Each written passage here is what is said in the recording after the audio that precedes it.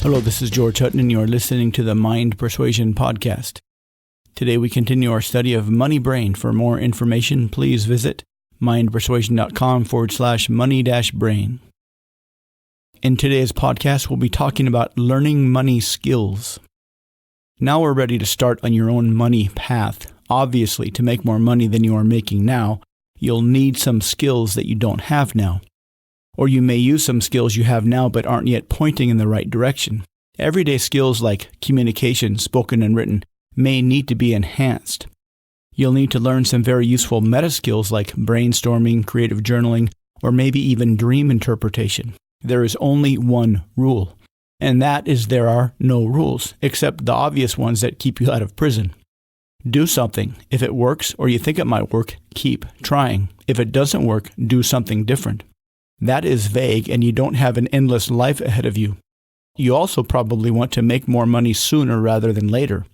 So we'll need to figure out some ways to accelerate this process as quickly as possible, without, of course, sacrificing your mental or physical health.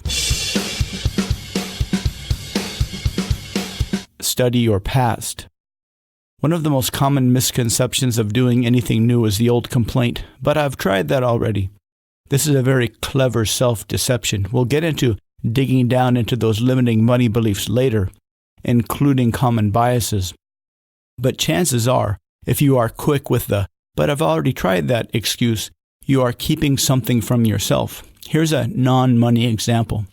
Suppose you're a guy and you wanted to learn how to get out there and mingle with the ladies, so a friend suggested working on a sense of humor. So you thought up a couple of jokes and wandered across the room to try one out on a pretty lady. You told her the joke, she smiled, but nothing happened. Then you attend a seminar to learn more advanced skills of lady slaying, and the seminar guru launches into a whole afternoon on how having a sense of humor is important, and you immediately tell yourself, "Yeah, right, I've already tried that, it doesn't work." What's really going on is that one experience of trying to tell one lady one joke didn't work, and it was uncomfortable. If you were an alien posing as a human without human emotions, the scientifically valid process would be to try several different types of humor on several different types of ladies. But as a human, this sounds way too terrifying, so you cover up even the idea of this with, "I've already tried that idea." Studying the past is a good start. Nobody is recommending you retry past failures. In fact, quite the opposite. This exercise is to look for ways you enjoyed making money, high school part-time jobs, selling cookies door to door. This is just an exercise to explore any previous successful and enjoyable money-making endeavors. Role models.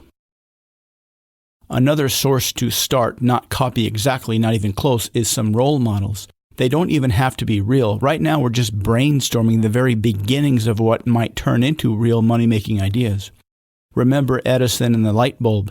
He knew exactly what he wanted, and it still took him, or more accurately, his team of technicians, 10,000 failures before he became successful. Think about any jobs you've seen your favorite movie characters or TV characters have. Jobs you'd like to imagine that you have.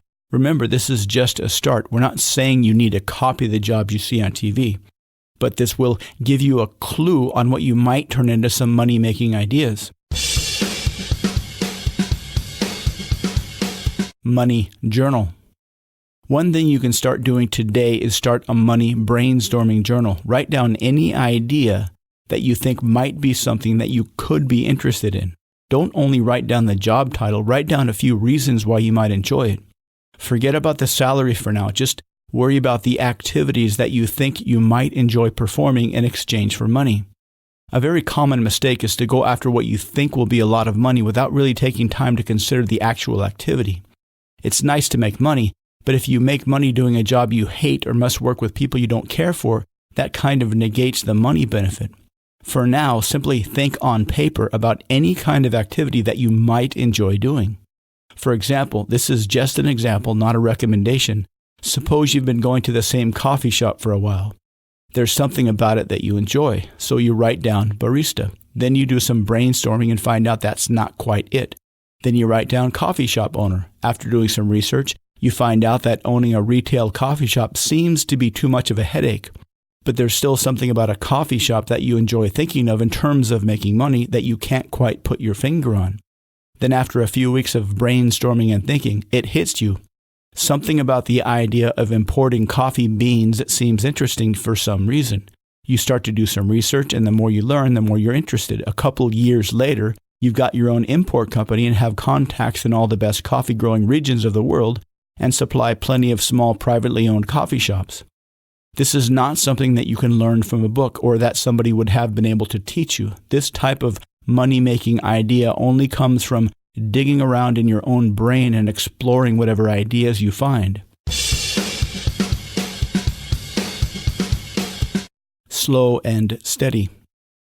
Take plenty of time with this idea.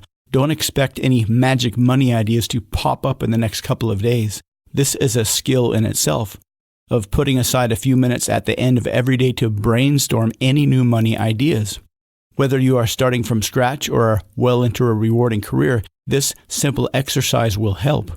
It may take a while to get into the habit, but once you start to take ideas out of your brain and write them on paper, you will realize just how creative you are. One thing that will significantly enhance this is the hidden envelope idea.